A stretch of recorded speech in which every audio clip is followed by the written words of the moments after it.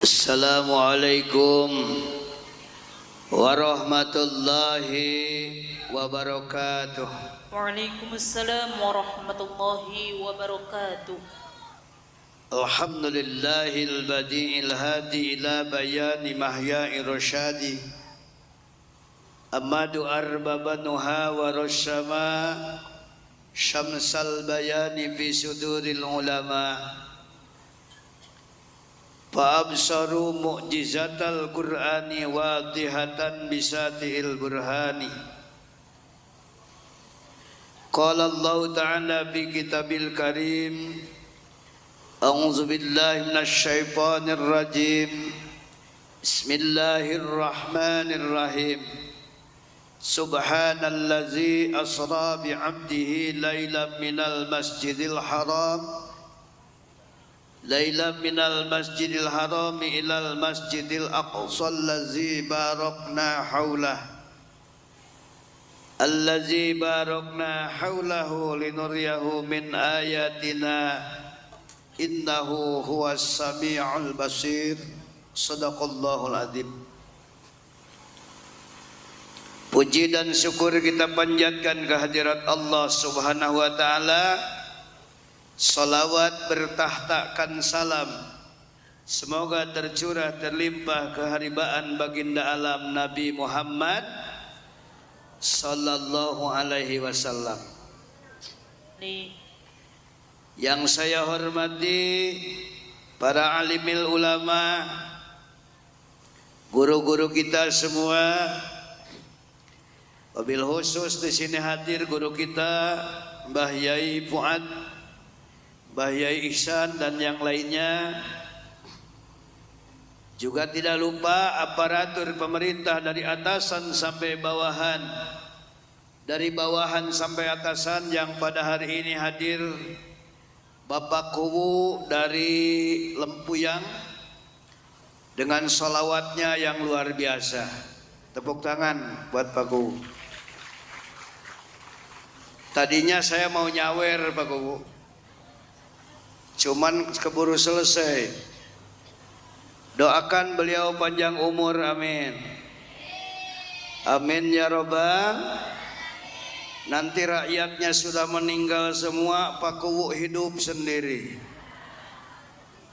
insya Allah jadi presiden. Cuman rakyatnya genderuwo semua. Siap sendiri Pak Kuwu? Gak mau.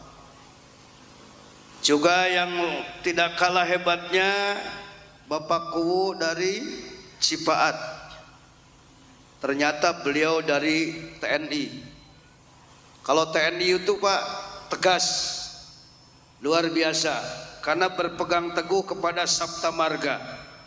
Kami warga negara Republik Indonesia yang bersendikan Pancasila. Tepuk tangan buat Bapak Kuwu. Eta kunaon teu caricing bae eta, menang bae kunaon eta. Dari mulai saya duduk Pak Kuwu, saya lihat ibu-ibu ini wajah-wajah butuh duit semua ini. Betul. Akur. Baik, saya dari kota Subang. Persis di tengah kota Subang itu nggak ada pondok Pak. Kodim, Polres, saya mendirikan pondok di situ. Santri saya bukan kalangan orang baik Pak. Ada preman, mantan napi, anak geng motor, anak jalanan, tentara yang disersi, anak-anak batalion 312. Pak Kuwu Cipaat pahamlah anak-anak batalion kayak apa. Itu tentara polisi yang nakal dititipin di pondok Bu. Tapi alhamdulillah giliran baca Yasin tentara sama kita sama. Gak ada tentara baca Yasinnya Yasin wal Qur'anil Hakim innaka laminal, tidak, sama aja. Yasin. Sama. Alhamdulillah. Ini sejarah buat saya. Di mana ada satu pengajian sebelahnya sama sebelah beda desa ini. Cuma terhalang jalannya. Masjidnya desa Lempu, yang halamannya desa Cipaat. Ini luar biasa. Dan saya lihat bapak-bapak ini semua ahli surga. Amin. Mau masuk surga, Pak? Kenapa siksaan bapak-bapak di akhirat itu ringan, Pak? Kenapa? Karena tiap hari tersiksa sama bininya. Ini Pak Kuwu Cipaat boleh hebat di depan kita. Di rumah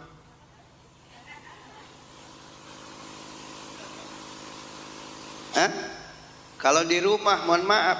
Makanya saya mau ngaji ke sini, Pak Kiai. Tadi saya selapin uang 1 juta di tangan istri saya di sini. Saya bilang, mah, saya mau ngaji ke Indramayu. Itu kalau simpen uang 1 juta di tangan istri saya langsung nunduk. Sendiko Kakang Prabu. Ibu kayaknya sama ya. Ibu-ibu sini sayang suami nggak? Rodiah jawab, jangan diam aja loh. Sayang suami nggak? Udah pernah mandiin suami belum? Hah? Ya kalau sayang suami mandiin dong. Habis mandi dijemur.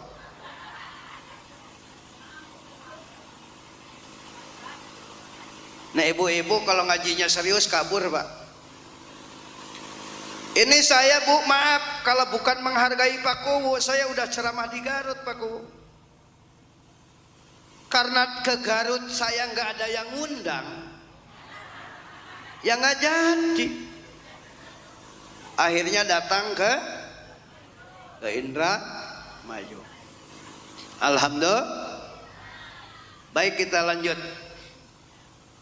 Rasulullah Shallallahu Alaihi Wasallam itu mau Isra Mi'raj itu tidak gampang.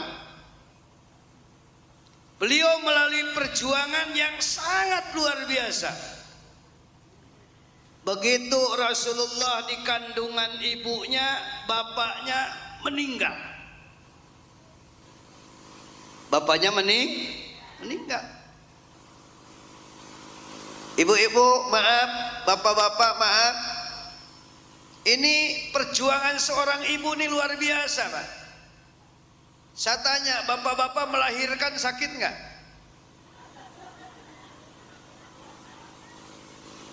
Meneng kabeh. Melahirkan sakit nggak, Bu? Bapaknya bantu nggak? Coba kalau ibu-ibu sini cantik mau undangan ke orang hajatan, cantik mau tidur sama suami, hah? Mau on? Ini kayaknya ahli neraka semua. Mau tidur sama suami tuh rangkep udah jelek tuh masih dipakai. Pakai daster bolong-bolong. Aduh, parah. Lahir Rasul dalam kitab Al-Barzanji, wa baraza sallallahu alaihi wasallam wati ayyatai rafi ar-ra'sahu ila as-sama'il aliyah. Lahir Rasul, bapaknya sudah meninggal, Pak. Begitu Rasulullah meninggal, bapaknya diurus sama ibunya. Lalu dibawalah ziarah sama ibunya ke bapaknya di Baqi. Baqi itu adanya di Mekah. Mudah-mudahan semua yang hadir di sini bisa ziarah ke tanah suci Mekah. Amin. Bisa sholat di Masjid Nabawi Madinah. Amin. Pengen ibu berangkat ke Mekah? Mau berangkat ke Mekah bapak-bapak? Angkat tangannya. Yang serius nih. Tuh Pak Kades. Yang serius nih. Ini perintah. Allahumma jual tanahnya. Amin.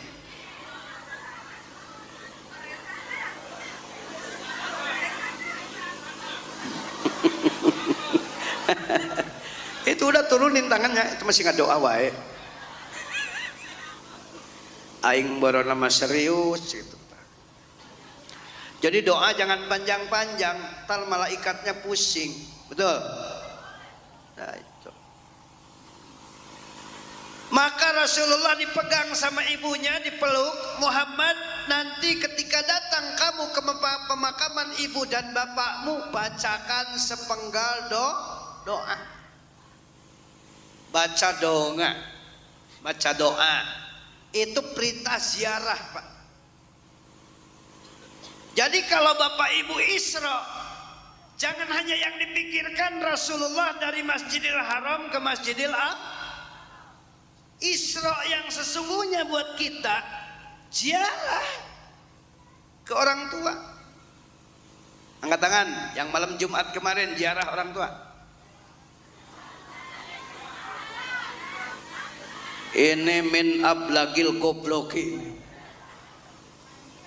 Kebanjiran.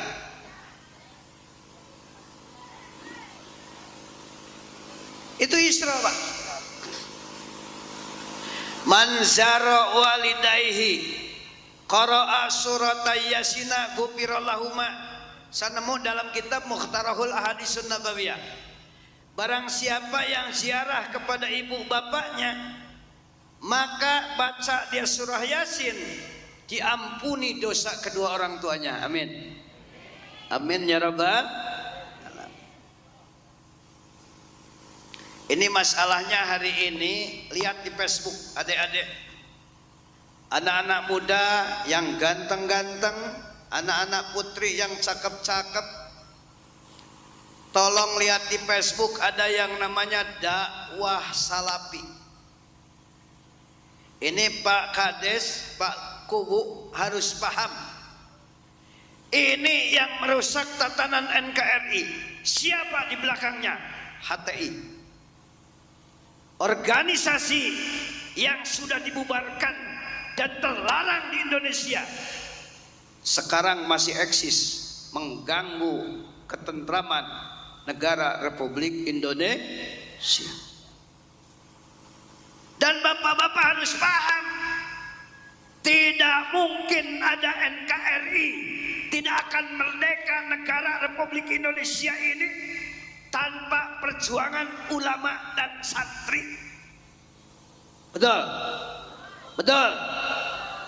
Maaf Pak, buruh demo, mahasiswa demo, anak pelajar demo.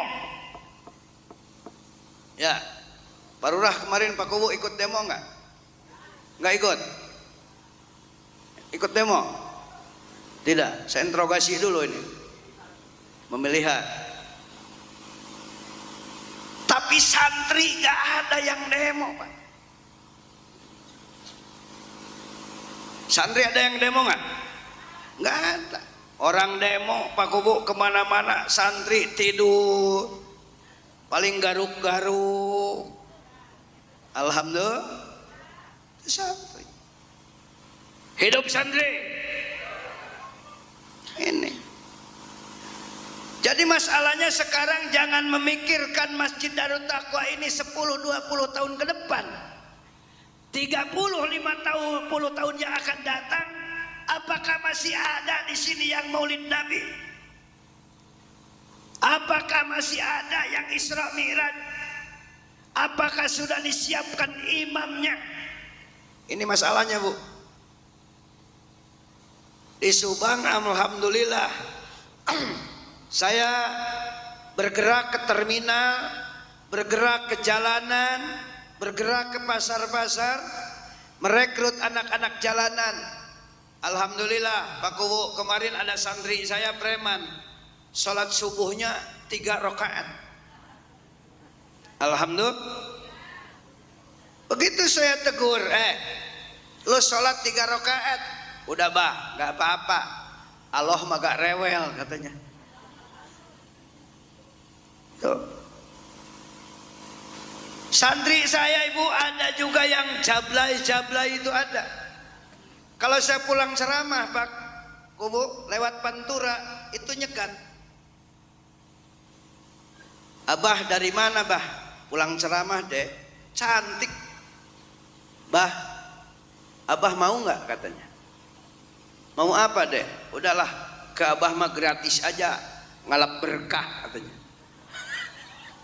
Oh untung nih kiai, kalau kau lempu yang nggak tahu saya.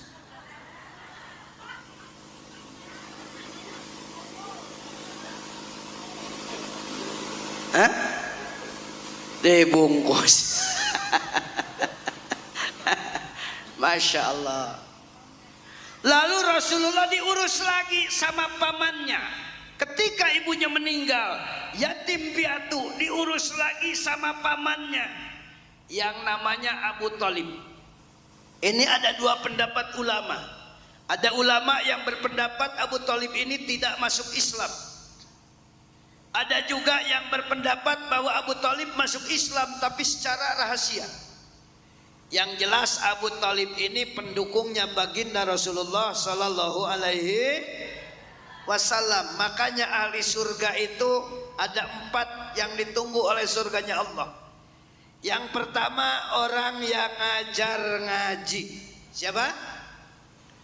Orang yang ngajar ngaji. Kedua, gak mampu ngajar ngaji. Mungkin Pak Kubu kita ini ilmu militer paham, ilmu masyarakat paham, tapi ilmu ngaji beli paham ya Pak Kubu? Soalnya kemarin saya sama Panglima Kodam kebetulan sholat jamaah di mana? Di GBLA. Kemarin Persib lawan PSBS Biak. Alhamdulillah menang 1-0. Karena santri saya nulis deh, kalau ada Persib santri saya nulis Pak Kubu, Persib main ngaji libur. Akur nggak? Akur sama orang sini akur nggak? Iya. Saya sholat sama Panglima Kodam, sama Panglima Imam. Waduh, mohon maaf Pak Kiai. Kalau urusan militer saya jagonya bintang 2. Kalau urusan militer, kalau urusan sholat gak berani saya. Itu. Akhirnya saya jadi imam Pak Kiai.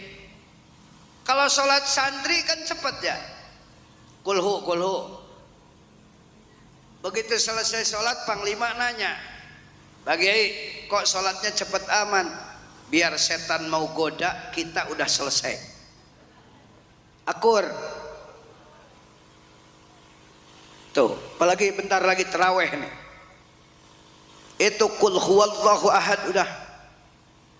Masya Allah dah. Mantep banget itu. Lalu ada yang tanya, Pak Yai itu santrinya sudah 25 tahun digratiskan. Dari mana makan santri? Santri gampang Pak. Kalau gak ada makanan doa santri, ya Allah semoga ada yang mati ya Allah. DKM mengumumkan innalillahi wa inna ilaihi. Santri kompak alhamdulillah. Di sini orang mati tahlil nggak? Orang mati.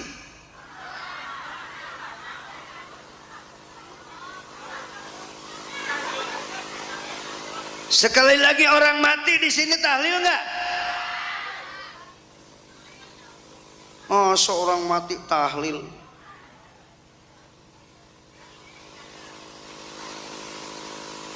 Makanya para kiai jangan sedih Pak. Jangan bersedih para ulama, para kiai. Kita ini pembantunya masyarakat Pak Kubu.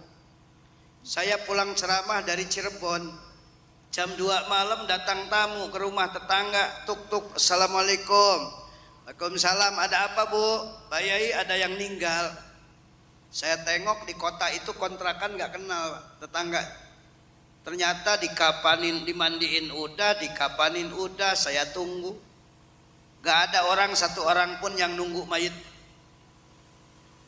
Saya bertiga sama santri, santri ngantuk ya pada tidur. Kemarin hujan gak berhenti Pak Ku. Betul gak? Ini berkahnya Maung datang ke sini. Alhamdulillah. Orang mati dikapanin putih, hidungnya dicocokin kain. Lampu mati, ada petir kan kelihatan tuh. Jer. Waduh, di depan mayit Pak. Akhirnya walaupun saya punya gelar Bah Maung takut kalau lihat begitu. Ya saya mundurlah nyender gini. Pejamkan mata. Begitu lampu hidup lagi, bray, mati, lampunya hidup lagi, mayitnya nggak ada. Kemana ini mayit? Ternyata duduk di pinggir saya Pak. Kamu ngapain duduk di sini? Takut keinjak katanya. Makanya itu manfaatnya ulama. Sedih Rasul, sedih. Diurus sama pamannya, pamannya meninggal lagi. Nangis Rasulullah di depan istrinya yang namanya Siti Khadijah. Lalu ini seorang istri yang hebat bertanya, "Ya Rasulullah, kenapa engkau menangis?" Ya, kalau kata kita, "Kang, kenapa kau menangis?" Kata Rasul, "Sedih. Paman yang paling membela, paman yang paling hebat meninggal." Kata Siti Khadijah, "Saya mau bertanya, sampean ini membela agama karena Abu Thalib apa karena Allah?" Ya karena Allah. Kalau karena Allah kenapa nangis? Gak perlu nangis, masih ada nih namanya Khadijah. Begitu istri. Ada yang begini, harus begitu istri. Ya, makanya kemarin ada yang tanya Pak Kowo ke saya, "Kiai, ya kalau di sorga nanti sama istri enggak?" katanya. Ya iya, waduh kalau bisa janganlah katanya. Kenapa? Di dunia saja saya udah habis, apalagi di surga nanti. Biarpun bidadari 40 Pak Kowo, tapi kalau istrinya ada di situ, nganggur bidadari itu. Masya Allah. Maka Rasulullah semangat lagi berjuang. Meninggal lagi Siti Khadijah Pak. Luar biasa. Setelah meninggal Abu Thalib dan Siti Khadijah, menjadi-jadilah pasukan Abu Jahal. Maka diembargo Rasulullah itu tidak boleh ke pasar, tidak boleh belanja, tidak boleh beli makanan, diembargo, ditutup semua. Jalan-jalan ditutup, pintu rumahnya dijaga, gak boleh ada yang ngikut kepada Muhammad. Ini perjalanan Rasul. Kalau saya datang ke sini, alhamdulillah. Tadi datang rokok disiapin. Ada yang ngerokok Pak? Ada yang ngerokok? Yang ngerokok lanjutkan. Yang ngerokok mati gak ngerokok mati. Mending ngerokok sebelum daripada sudah mati pengen.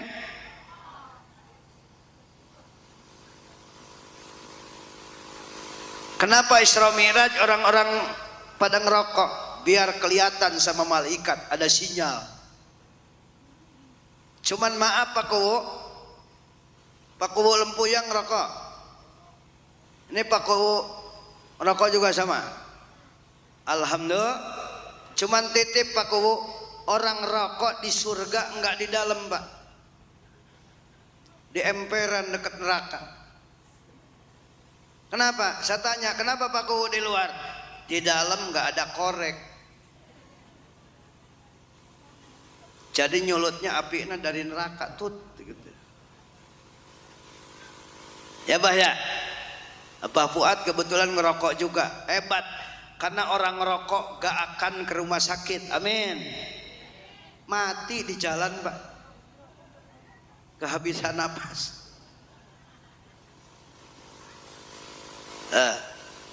Ibu, inilah Siti Khadijah, pembela yang sangat luar biasa.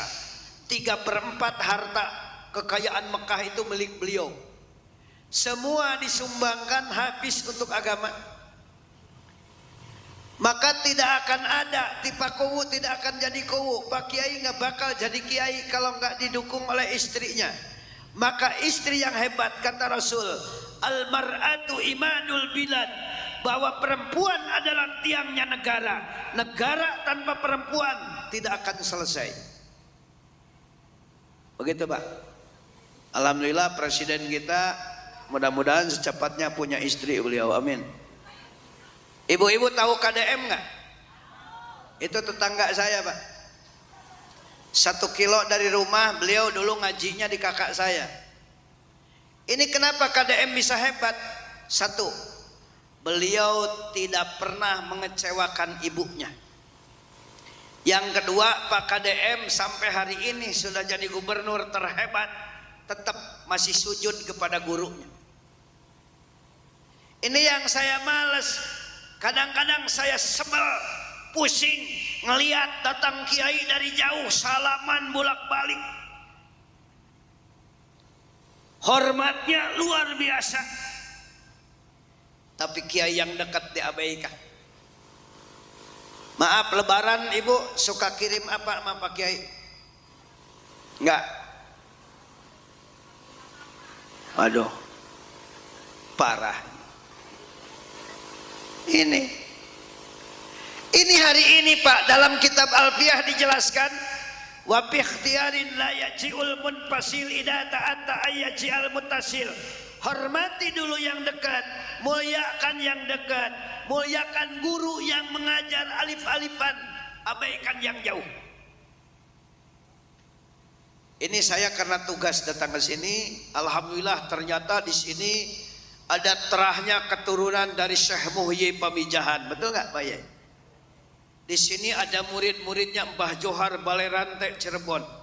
Ketemu lagi saya dengan muridnya Mbah Amin Sepuh Ciwaringin. Ketemu lagi dengan muridnya Mbah Yai Mahfud Termas. Luar biasa. Maka semoga dari kampung dan desa ini lahir calon-calon ulama Allah, amin ya rabbal. Kenapa? Calon pejabat banyak Pak. Pak Prabowo jadi presiden belum selesai, banyak yang mau nyalon presiden. Pak KDM belum selesai, sudah ada selentingan yang mau nyalon gubernur. Bupatinya belum selesai, banyak calon bupati. Dewannya baru dilantik 1 tahun, banyak yang sudah mau nyalon dewan. Tapi yang susah Pak Bu, calon imam. Nah, makanya saya urus anak-anak ini dari kecil. Menikahkan santri itu ya baru 100 orang Pak. Makanya saya lupa nikah lagi. Kenapa kata Pak Kowo istrinya 1? Dalam kitab Alfiyah ada. Wal khabarul juz'ul mutimul faidah kallahu barun wal ayadi syahidah. Kalau istrinya banyak, wal akhbaru bislaini au bi aksaro an wahidin kahum saratun suara. Ini menang baik, ngerti nggak? Saya kira ngerti. Nah itu, lalu Rasulullah mencari suaka politik, mencari perlindungan. Dari Mekah kemana? Jalan ke Taif 40 kilo. Datang ke Taif Pak Kowo bukan diterima, Bu, dilempari, dihujat, dilempari, dihina, sampai ada yang melempar batu, luka keningnya Rasulullah. Ada lagi yang lempar batu sampai gigi Rasulullah itu patah. Rasulullah nyender di satu gunung, datang malaikat gunung, malaikatul jibal. Wahai Muhammad, begitu menghinanya umatmu kepadamu, akan aku hancurkan itu umat kamu. Kata Rasulullah, jangan. Datang lagi malaikat penguasa angin. Kata penguasa angin malaikat, wahai Muhammad, itu umatmu akan saya sapu dengan angin. Kata Rasulullah, jangan. Ada lagi malaikat yang penguasa api. Ya Muhammad, begitu menghinanya umat kamu di Taif, akan saya bakar sampai habis. Kata Rasulullah, jangan. Ya, datang lagi penguasa air malaikat, akan saya rendam, akan saya keramkan itu semua umatmu. Jangan, kata Rasul, saya ini Muhammad rahmatan lil alam. Itu yang direndam umatnya Nabi Nuh, yang dibakar api umatnya Nabi Yunus. Saya ini Muhammad. Masa Muhammad kayak nabi yang lain? Jangan. Itulah baginda Rasulullah sallallahu alaihi, maka kita patut mencintai beliau. Ya, Allahumma shalli wa sallim ala sayyidina wa maulana Muhammadin. Allahumma shalli wa sallim ala sayyidina wa maulana Muhammadin. Adada ma fil bilad salatan daimatan bidawami mulkilai salatan daimatan bidawami mulkilai. Nah itu di Taif Rasulullah pulang, Pak, nyender di satu kebun kurma. Ada orang penjaga kebun kurma nyamperin. Kata pemimpinnya yang punya kebun, itu ada orang nyender, coba kelaparan kayaknya, kasih kurma. Dikasihlah kurma satu piring, Pak. Begitu mau makan, Rasul baca bismillah. Bismillahirrahmanirrahim. Kaget si penjaga kebun itu. Saya tidak pernah mendengar orang Arab baca bismillah. Kamu siapa? Saya Muhammad. Kata penjaga kebun, saya ini orang Persia, orang Irak. Saya kesini bukan orang miskin, saya bukan orang tidak mampu, tapi saya mendengar ada Nabi dan Rasul yang namanya Muhammad. Maka saat itu pula Rasulullah menerima orang pembantu ini masuk Islam. Kemarin kebetulan ada Pak Kuwu yang masuk Islam di pondok saya, orang Batak. Begitu masuk Islam, dia sudah muslim. Seminggu kemudian ada pasaran, ada keranda lewat tuh, mayit. Saya tanya, bang, abang gak udah masuk Islam? Iya. Itu tulisannya apa, bang? Bisa saya, katanya, saya udah muslim. Innalillahi wa inna ilaihi. Apa artinya, bang? Yang tidak berkepentingan dilarang masuk.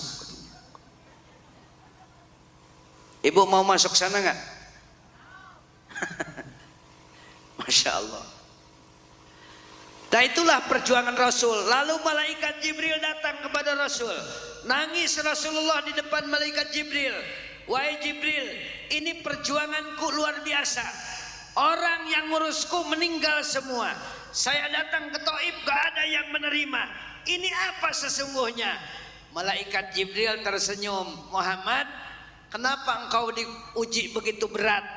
Agar kamu bersandar kepada Allah Subhanahu wa ta'ala. Makanya untuk Pak Kuwu dan jajaran, jangan sedih dana desanya hilang. Betul nggak? Jangan pusing, sekarang harus ada koperasi merah putih. Santai, Pak. Saya menggratiskan santri sudah 25 tahun, Pak. Bukan hanya makannya, ngerokoknya saya kasih. Pakaian yang gak punya saya belikan.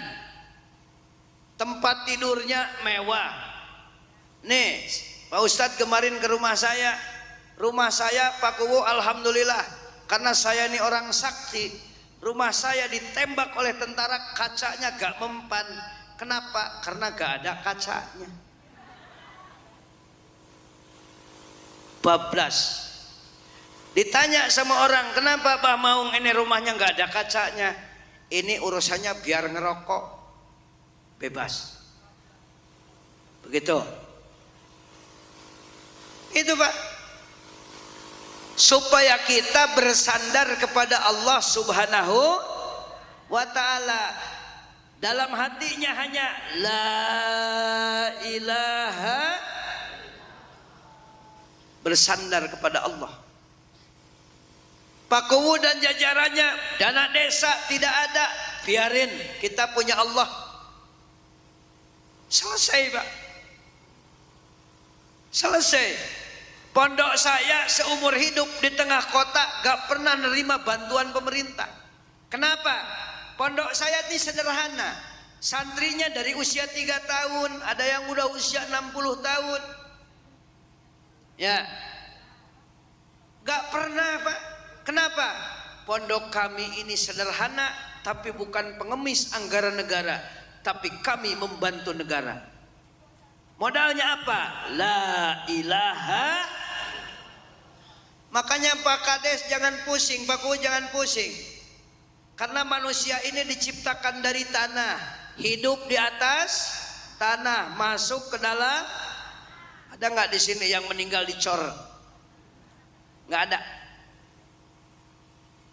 Tuh ibu-ibu suka ikut pengajian nggak? Biasanya ibu-ibu bawa kantong kecil kan?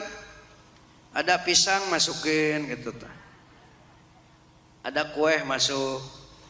Itu ibu-ibu sayang anak. Pengen punya anak. Ibu mau punya anak jadi kiai. Mau punya anaknya soleh. Tirakat. Tirakatnya apa? Baca Fatihah satu anak 11 kali. Gak bisa anak sekarang diomelin, anak sekarang diomongin, gak bisa. Anak sekarang otaknya sudah gadget, HP semua. Gak bisa, harus ditirakati. Saya ditirakati ibu saya 47 tahun Pak Kuwu. Ibu saya meninggal 116 tahun. Itu berkahnya ngerokok.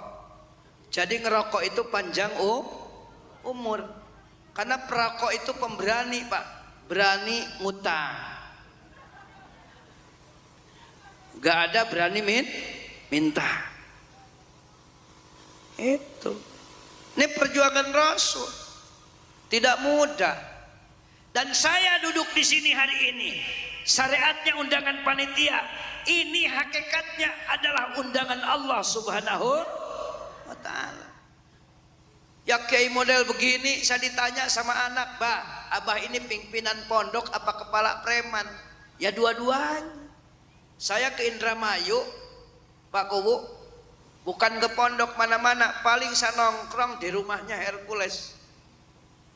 Kebetulan saya pembinanya beliau. Hercules itu muridnya ibu saya.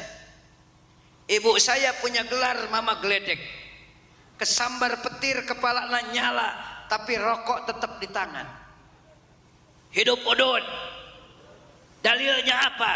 Al-ududu wajibun ba'dal makan.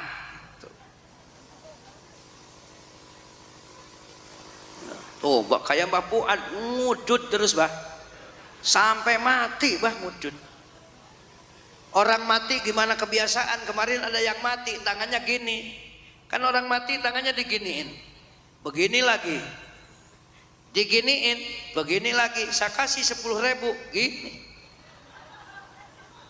Ternyata lagi hidupnya tukang parkir dia tuh.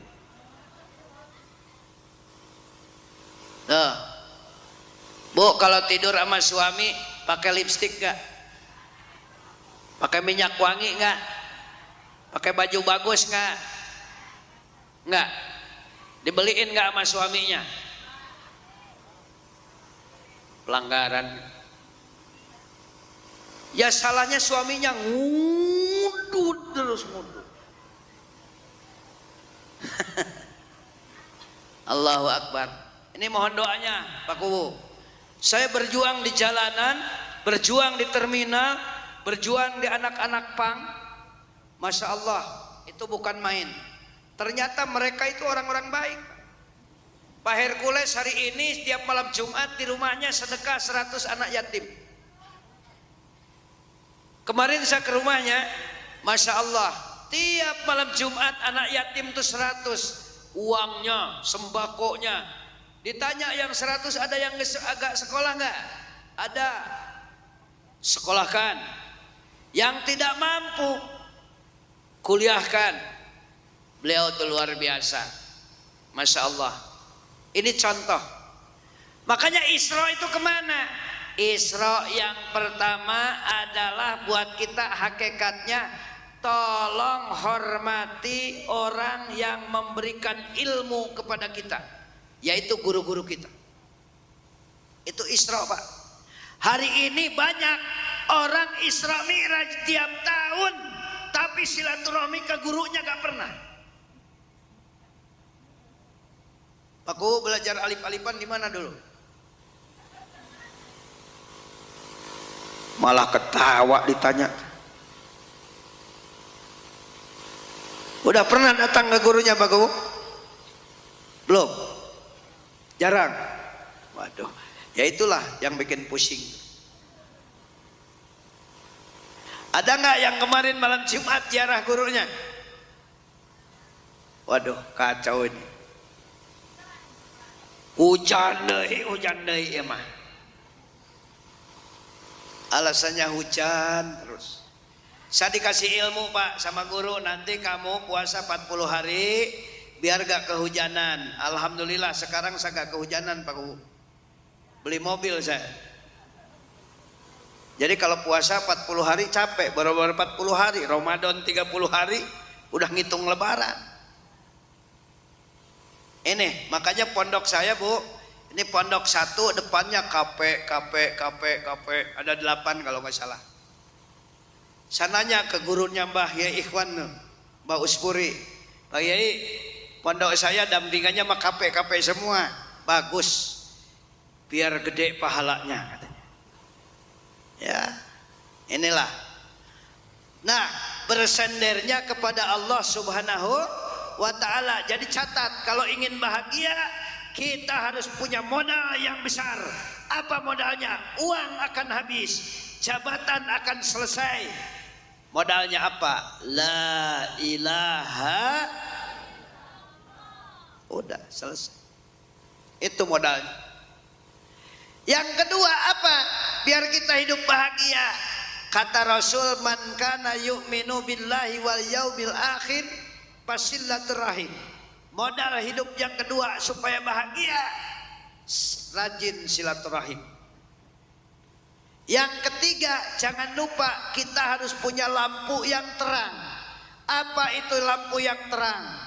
Muliakan guru-guru kita. Saya pernah mencari guru Pak.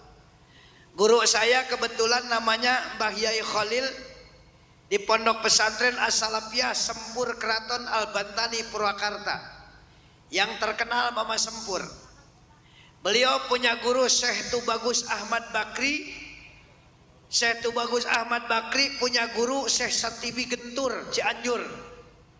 Syekh Satibi Gentur Cianjur punya guru Mama Kiai Sujai Tasikmalaya.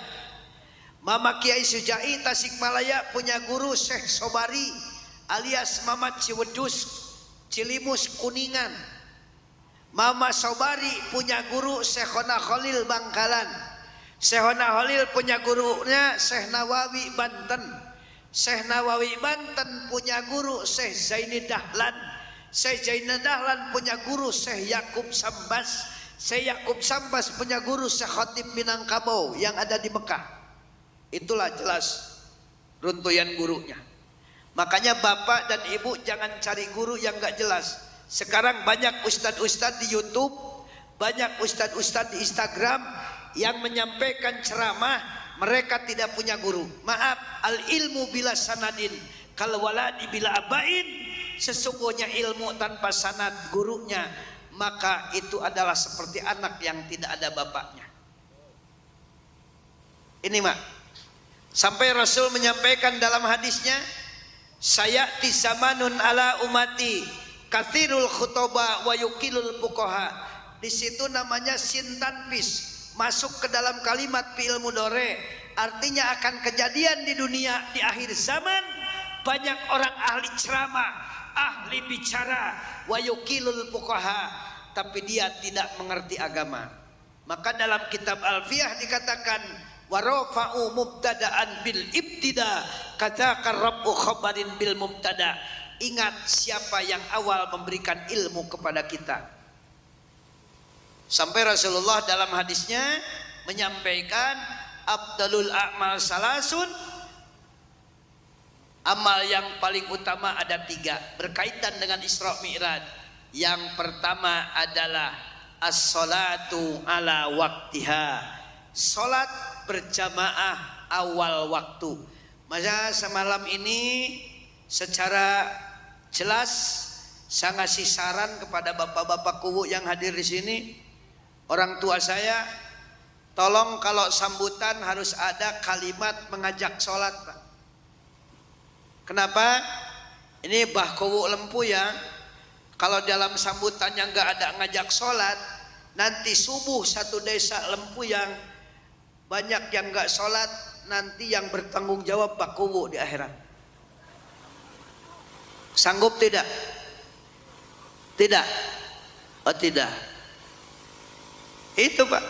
Maka dalam sambutan sedikit aja kepada seluruh warga desa, jangan lupa meninggalkan sholat. Jangan sampai meninggalkan sholat. Harus ada kata itu. Supaya apa? Nanti di akhirat Pak Kuwu terhindar dari pertanyaan tentang sholat. Nih, Alhamdulillah. Apa manfaatnya sholat berjamaah? Ada 5. Yang pertama, orang yang berjamaah Allah hilangkan kepakirannya. Dan ini saya sudah coba 25 tahun dengan santri. Secapek apapun, selelah apapun, jam berapa saja saya datang, mesti saya jadi imam sholat subuh. Saya tidak pernah takut Pak, tidak pernah takut urusan apapun. Hari ini maaf, alhamdulillah, yang saya takut cuma satu hari ini, saya putus sholat berjamaah. Itu aja yang saya takutkan. Pak Kades masih putus, Pak Kuwu masih, waduh, makanya mikirin KDMP aja liur. Kalau orang salat berjamaah, 1, Allah hilangkan kepakirannya. Amin. Amin ya rabbal alamin. Istri bagaimana? Seorang istri kalau suaminya pulang dari masjid, jamaah siapkan air minumnya, siapkan makanannya, berdandan yang cantik, ibu sama dapat pahala berjamaah. Gitu. Dicontohkan oleh baginda Rasul, pulang dari Masjidil Haram, datang ke rumah, ada air, Rasulullah ambil itu wadah air, dituang. Istrinya Siti Aisyah lagi sholat duha, dibatalkannya sholat duha, nyamperin kepada Rasul, langsung diambil airnya. Ya Rasulullah, biar saya yang nuangkan air ini. Apa kata Rasul? Wahai Aisyah, kamu lagi sholat duha, lagi menghadap kepada Allah, kenapa kau batalkan? Ya Rasulullah, sholat duha itu sunat, mengabdi kepada suami itu wajib. Jadi kalau ibu lagi sholat sunat, suami datang baca salam, tolong dibatalkan dulu sholatnya. Jadi sholat sunat dibatalkan dulu untuk menghormati suami. Makanya ibu-ibu tidak boleh ngambil uang dari saku suami, nggak boleh. Ngan suaminya juga sama, suami harus pinter, suami juga harus ngerti. Kalau punya uang Pak Kuwu kasih ke istri, Jangan disimpan di saku saja. Setuju Bu? Makanya surat rumah, surat mobil, surat tanah, sawah jangan atas nama bapak-bapak. Semua harus atas nama ibu-ibu. Biar nanti di surga kata malaikat, sawah punya ibu, tanah punya ibu. Nah, bapak-bapak masuk surga, jalan sana. Kata ibu-ibu, Pak gimana nih? Ya udah lu urus. Mau nggak? Ini Rasul Pak. Begitu indahnya akhlak Rasulullah. Suatu saat Rasulullah pulang dari Masjidil Haram. Beliau dalam keadaan lapar. Nanya kepada Siti Aisyah, ma indaki ya Aisyah, ada makanan nggak Aisyah? Dijawab oleh istrinya, nggak ada ya Rasul. Rasulullah balik lagi ke Masjidil Haram, diikat perutnya pakai sorban, diganjalnya pakai batu, ibadah lagi. Saya juga sama Pak. Pulang ke rumah, mah ada makanan nggak? Nggak ada. Saya juga sama, perut diikat pakai sorban, berangkat ke pasar, diganjal pakai timbal 2. Alhamdulillah. Jadi yang pertama apa? Salat berjamaah itu yang pertama dihilangkan kefakiran. Semua orang yang rajin menjaga salat jamaah tidak akan fakir. Yang kedua apa manfaat salat berjamaah? Allah hilangkan siksa kuburnya. Amin. Amin ya rabbal alamin. Allah hilangkan siksa kuburnya. Saya punya bapak tukang kuli nyangkul Pak. Ibu saya tukang kuli nandur. Alhamdulillah selama hidupnya bapak saya nggak pernah putus berjamaah. 13 tahun dikubur. Kebetulan kuburan bapak saya itu kena bongkaran jalan. Yang punya galian pasirnya jenderal, pensiunan jenderal. Kata Pak Jenderal ini, mohon maaf lah, ini kuburan orang biasa, nggak apa-apa, nggak usah dipindah. Begitu ketemu saya kaget, akhirnya dipindah. 13 tahun dikubur karena menjaga sholat berjamaah. Begitu digali kan biasa, namanya orang biasa tukang kuli nyangkul. Orang yang datang sedikit lah, cuman didoaan sama kiai terus dibongkar. Yang heran Pak, mayitnya kain kafannya sama sekali tidak kotor. Kain kafannya masih bersih kayak gini. Orang-orang kaget nanya, Pak Yai, ini bapaknya punya amalan apa? Saya jawab, ini amalannya tidak pernah putus sholat berjamaah. Maka orang yang berjamaah kebagi 3 golongan.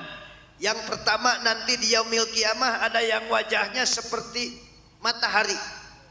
Bertanyalah Rasulullah kepada Jibril, siapa Jibril ini yang wajahnya kayak matahari? Ini orang-orang lempuyang yang sebelum datang waktu sholat sudah wudhu, menunggu sholat. Tapi orang masuk kagok udud ya, bayar ya, tanggung nih rokok sebatang lagi. Betul nggak? Ada yang itu ada. Saduh, masya Allah. Ada yang wajahnya seperti bulan purnama. Nanya lagi baginda Rasul, siapa ini Jibril? Ini orang yang begitu datang waktu sholat segera mengambil air wudhu, melaksanakan sholat.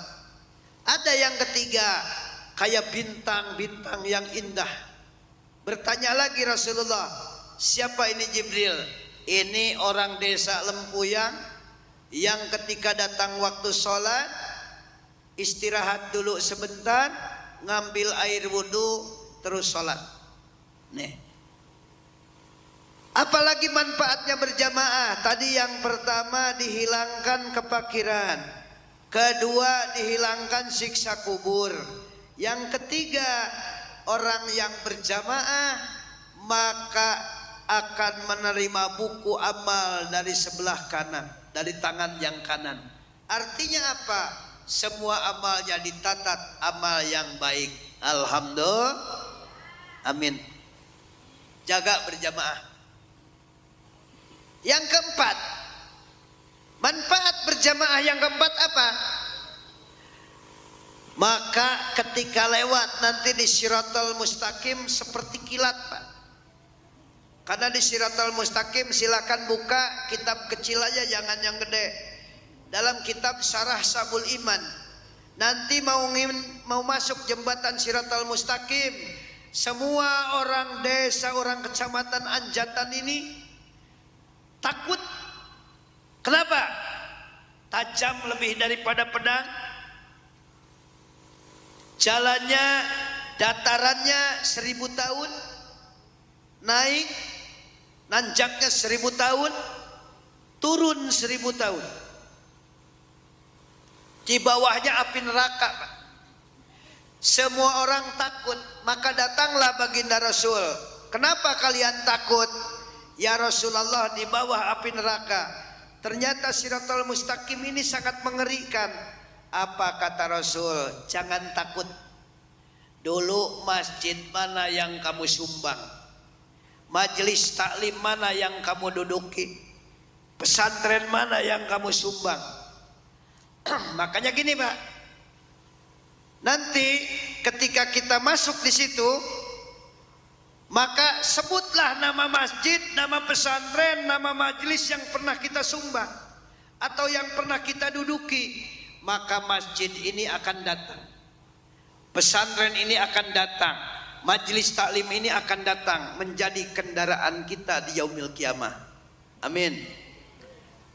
Tapi kalau yang nyumbangnya keramik satu nih, ini satu nih Pak Kuwu, nyumbang granitnya, itu nanti di sananya berdiri, Pak, nggak bisa duduk. Ini kenapa nggak bisa duduk? Saya nyumbang keramiknya cuma satu. Nih, makanya saya punya ide. Ada di pondok itu makan harian, itu santri. Ada yang kedua makan mingguan, tiap malam Jumat itu masyarakat. Ada tukang beca, ada apa sajalah. Nah, malam Jumat ini makan pahalanya untuk orang tua. Ada lagi pagi atau siang makan lagi setelah Jumatan, semua jamaah dikasih makan. Itu pahalanya untuk guru. Maka bagi yang punya harta, jangan lupa minimal seminggu sekali hari Jumat keluarkan sedikit hartanya, itu pahalanya untuk orang tua. Kata Rasul, ajra ini mendapatkan 2 pahala, pahala untuk dirinya dan pahala untuk orang tuanya. Nih, yang kelima, apa manfaatnya berjamaah? Yadkhulunal jannata bighairi hisab, maka akan masuk surga tanpa dihisab. Ingat, kita ini diciptakan dari tanah, hidup di atas tanah, akan masuk ke dalam tanah. Maka jangan kaget Pak Kuwu, ada rakyat yang diajak bakti nggak datang, ada nggak? Ada. Diajak pengajian ada yang nggak datang. Diajak iuran masjid ada yang nggak ngasih, ada. Nah, ini diciptakannya dari tanah wakaf. Meneng bae meneng. Ada yang suka pergi dimarahin suami, ada. Ibu ada yang dimarahin suami pergi, ada. Nah, itu yang pergi tanpa pamit suami itu diciptakan dari tanah longsor itu. Ada yang berantem suami istri, ada. Nah, ini bahannya tanah sengketa ini. Ada yang belanja terus, ada.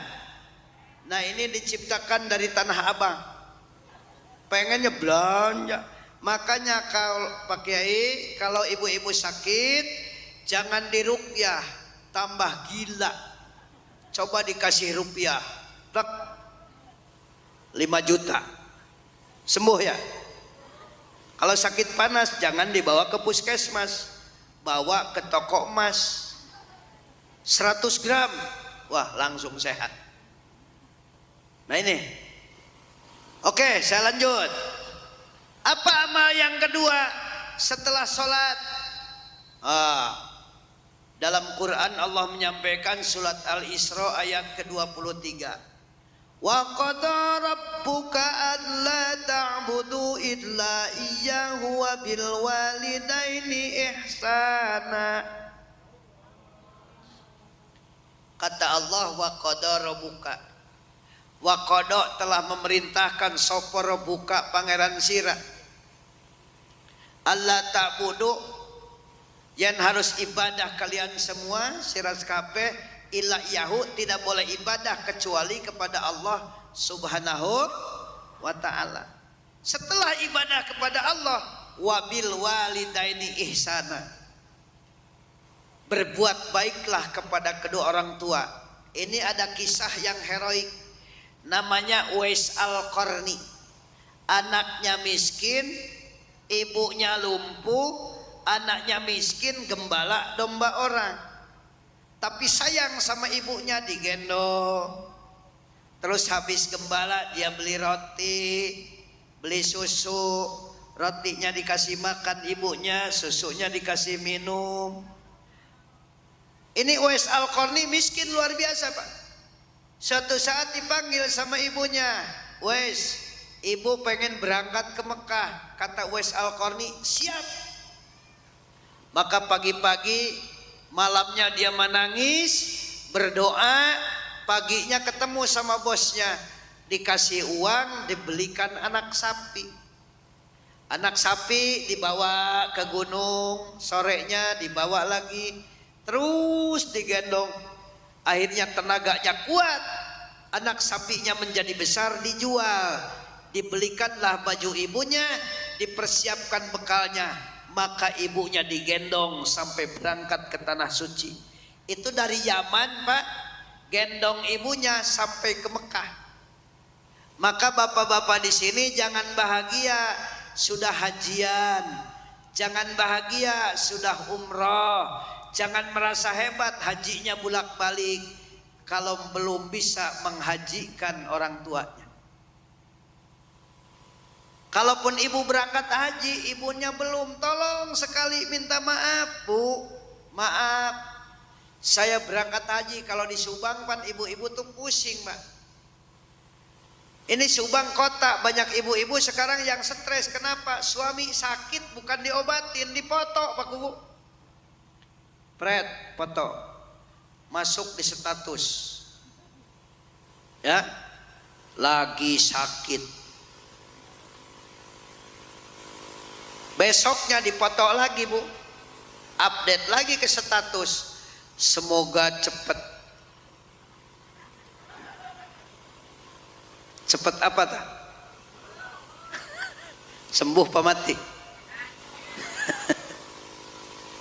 Ini kelakuannya sekarang gitu. Punya duren satu dipoto, red, diupdate, rezeki anak soleh. Aduh, stres ya.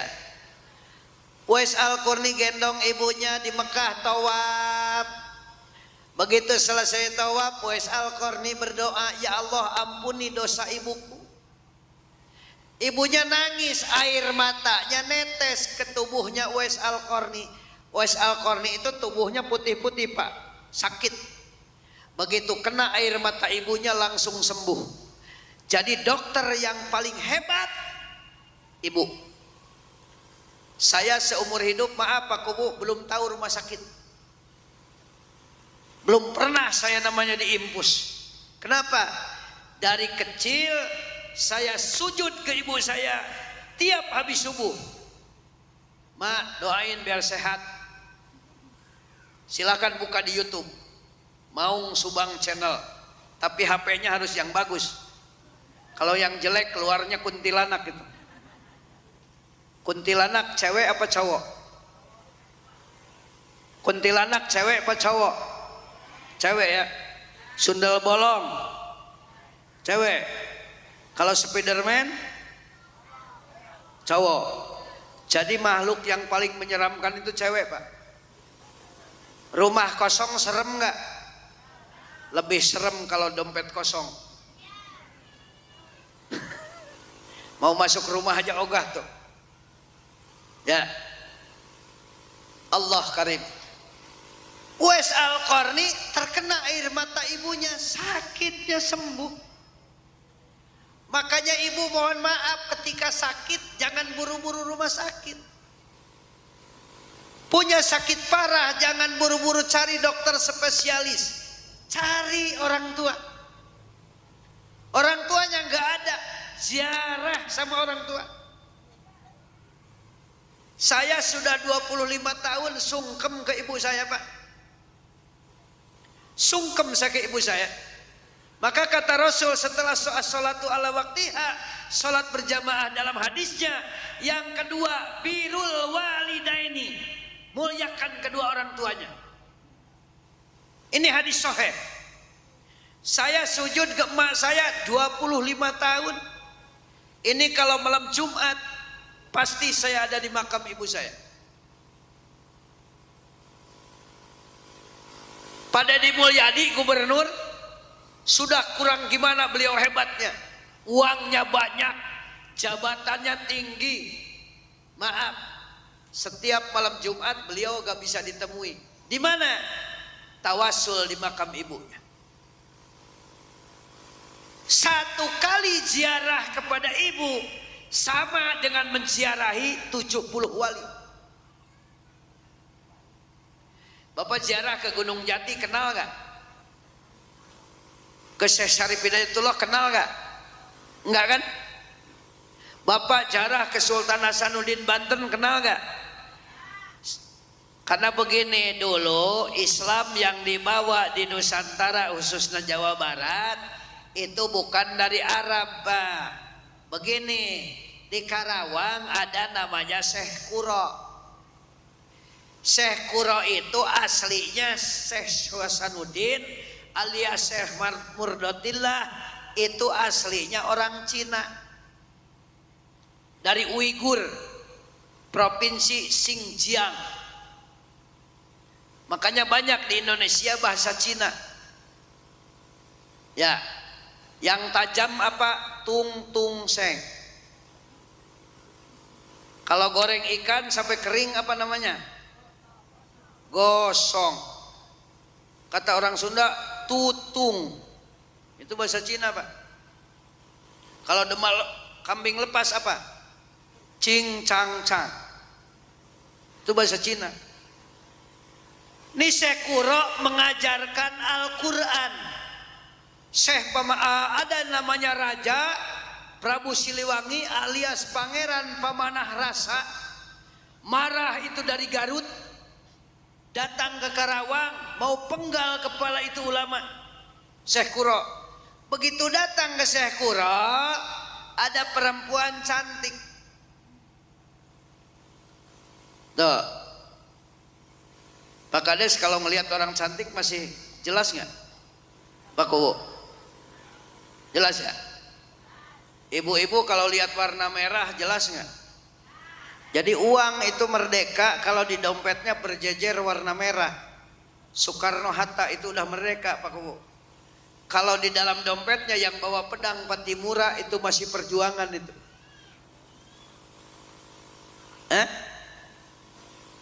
Ini Masya Allah luar biasa, datang ke sana disuguhi air sama perempuan cantik alias kutilang.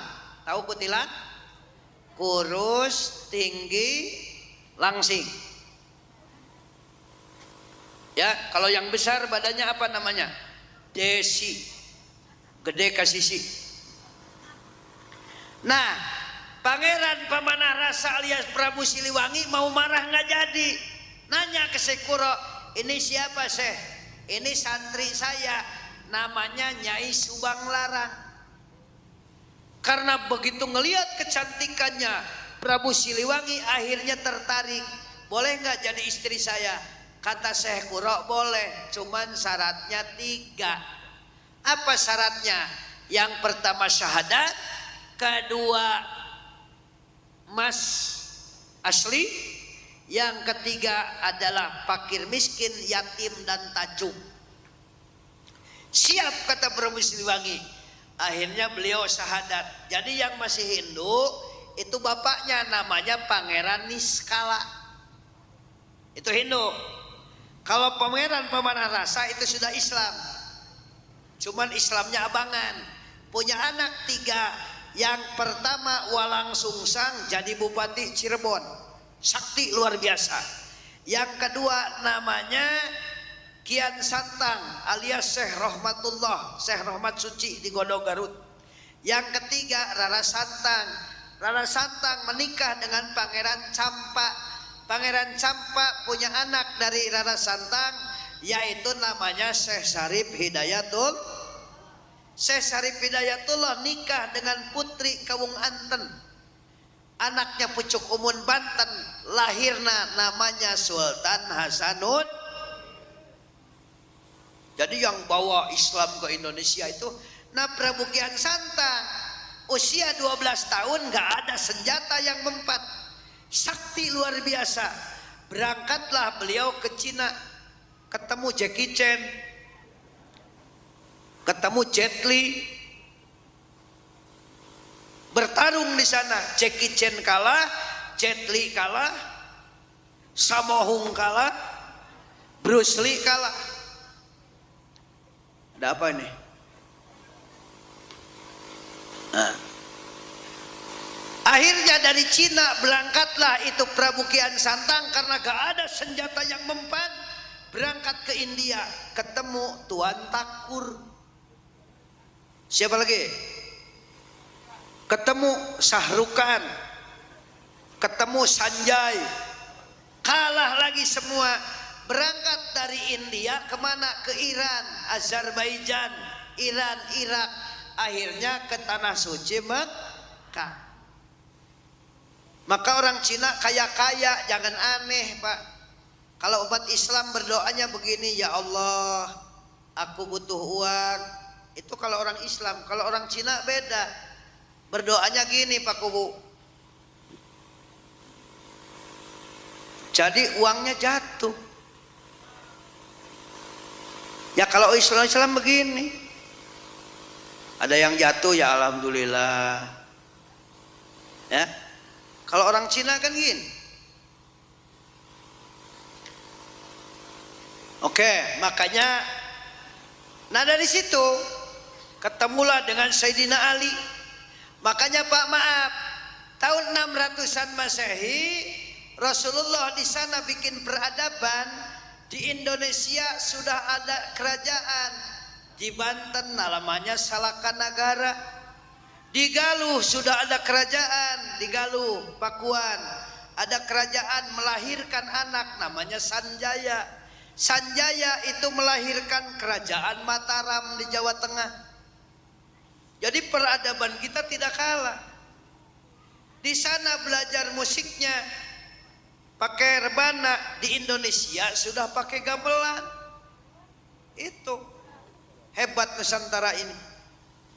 Makanya maaf, sekarang rame Gunung Padang tuh di Cianjur. Itu ribuan tahun sebelum Masehi Pak. Tua Indonesia ini. Maka ada yang mengatakan yang mengajar sholat di tanah Mekah itu seorang ulama dari Banten, namanya Abu Yasyakur. Saya datang ke Mekah, yang ngajar madrasah-madrasah di sana itu ulama-ulama dari Indonesia.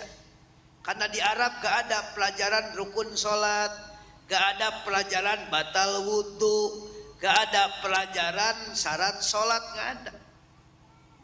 Cuman ada di Indonesia. Sekarang madrasah diniyah Pak. Makanya saya lagi berjuang. Dari mulai bupati, gubernur, sampai presiden, saya lagi berjuang. Bagaimana guru diniyah di Jawa Barat khususnya, umumnya se-Indonesia mendapat perhatian pemerintah. Ini yang sedih gini Pak, sana SMA negeri, semua ditanggung pemerintah, fasilitasnya mewah. Di sini madrasah yang ngajar Quran, Masya Allah, gak ada sekali. Se-Jawa Barat guru diniyah berapa Pak jumlahnya? 143.000 madrasah diniyah. Saya lagi berjuang terus sampai ke presiden sana, pengen diketok palu bahwa guru diniyah mendapat perhatian langsung dari pemerintah. Karena ini yang menghidupkan Indonesia. Memang Pancasila siapa yang bikin? Kalau ada yang mengklaim bahwa Pancasila dibikin oleh orang luar Indonesia, salah. Siapa yang bikin Pancasila? Mbah Wahab Hasbullah. Ketuhanan yang Maha Esa dibikin dari mana? Dari Qul huwallahu ahad, Allahus. Jadi Pancasila ini bagian dari Quran, Pak. Ngaji Nahwu Shorof namanya badal ba'di minal kul.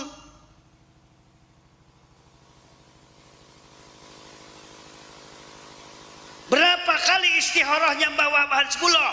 Salatnya cukup 40 malam, 2 rakaat. 1 rakaat pertama beliau baca surat Al-Baqarah, rakaat kedua beliau baca surat Kahfi. Pak Kuwu kalau sholat sunat 2 rakaat baca apa? Jawab. Baca apa? Ya kajian kubu gede kumis stasiun aing. Aja wedi karo sampean kula. Hah? Kulhu. Kulhu, akur. Ibu kalau sholat sunat baca surat apa? Kulhu, bagus. Ini surat Kahfi. Jangankan hafal. Coba Pak Kuwu, surat Kahfi itu surat keberapa?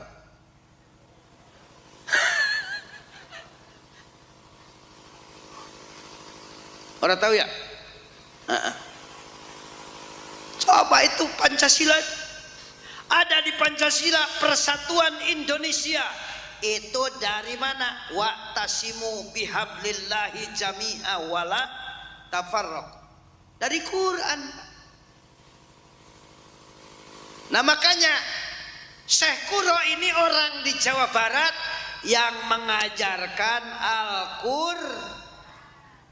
Maka yang menolong kita nanti di yaumil kiamah hanya ada 3. Dan kita jangan takut, Pak. Mana buka surat Al-Mulk. Tabarakalladzi biyadihil mulku wa huwa ala kulli alladzi khalaqal wal hayata liyabluwakum ayyukum ahsanu amala wa huwal azizul. Tabaraka maha mulia engkau ya Allah, alladzi sesungguhnya zat, biyadihi di dalam kekuasaan Allah, al mulku seluruh kerajaan. Jadi jangan takut, Pak. Biarpun kita punya pimpinan kebijakannya ini, tetap semua kerajaan, semua kekuasaan ada dalam kekuasaan Allah Subhanahu. Dan Allah yang menciptakan hidup. Allazi khalaqal mauta, menciptakan mati, wal hayata, dan menciptakan hidup. Hidup dulu, mati dulu. Hidup dulu, mati dulu. Kata Quran, Allah menciptakan mati, wal hayata, dan hidup. Hidup dulu apa mati dulu? Telur sama ayam duluan mana? Ayam dulu, telur dulu. TNI jangan, harus semangat. Masa TNI nguap-nguap pas suruh push up nih. Ini begini, aduh. Telur dulu, ayam dulu. Pak Kuwu, telur dari mana?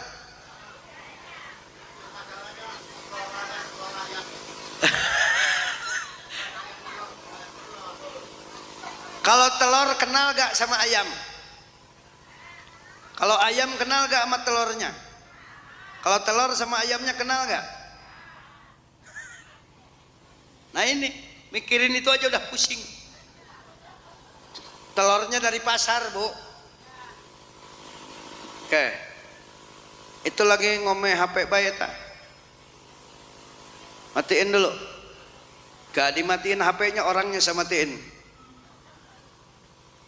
Sedikit lagi. Jadi satu sholat, dua berbuat baik sama orang tua. Nah, sejarah Syekh Sunan Rohmat melahirkan wali-wali di Pulau Jawa ini, makanya Jawa Barat ini tua prasejarah. Di sana melahirkan para ulama, Syekh Jalaluddin Rumi, Syekh Muhammad As-Satori. Di sini lahir Wali Songo. Makanya kalau ada yang klaim 500 tahun yang lalu tidak ada terah Wali Songo, itu orang gak ngerti sejarah. Maaf, ibu saya meninggal 116 tahun, itu pejuang, Pak. Dari mulai zaman Inggris, Belanda, Jepang, DITII, PKI, itu ibu saya. Maka ibu saya titip sama saya, silahkan kamu ngajar ngaji, tapi kamu hidupkan agama, jangan hidup dari agama. Kamu boleh punya santri, tapi kamu tidak boleh hidup dari santri. Kamu harus menghidupkan santri. Begitu Pak Kades, Pak Kuwu. Kalau disebut lurah gak mau dia. Luhur sebelah katanya. Insya Allah berkah, amin. Jadi yang menyelamatkan kita satu Rasulullah, kedua Al-Qur'an. Makanya ada di Pasuruan Mbah Yai Abdul Hamid. Setiap orang yang datang, Mbah, saya punya masalah baca Quran. Ada lagi Mama Kiai Palah Sumedang, orang datang, masalah apa sampean? Masalahnya urusan dunia, kamu baca Waqiah. Begitu. Datang lagi dari Syekh Tubagus Ahmad Bakri Sempur, datang tamu. Ada apa kamu? Ada masalah kehidupan, Pak. Keluarganya sakit terus. Punya kambing, kambing si masnya hilang. Punya istri, istrinya hilang. Makanya kalau cari bini, cari istri yang muda-muda yang belum nikah, jangan cari istri yang cakep, repot. Harus pakai skincare segala macam. Cari istri yang jelek, ditinggal 3 bulan aman, gak ada yang WA. Istiqomah punya istri jelek, Bu, dari mulai nikah sampai mati tetap jelek, gak repot ngurus. Ya, tuh. Jadi ibu besok mau mandiin suaminya, dimandiin nggak? Udah mandiin, jemur, Bu, biar sehat. Hah? Kayak ayam Bangkok. Yang ketiga yang nyelamatin kita di akhirat itu adalah Jami'il Masyayikhi, guru-guru kita. Maka ikuti guru kita, ikuti sanadnya, ikuti ulamanya, selamat insya Allah. Amin ya rabbal alamin. Terakhir kata Rasul, amal yang utama 3. Yang pertama sholat jamaah awal yang kedua birrul walidaini, cinta kepada orang tua. Yang ketiga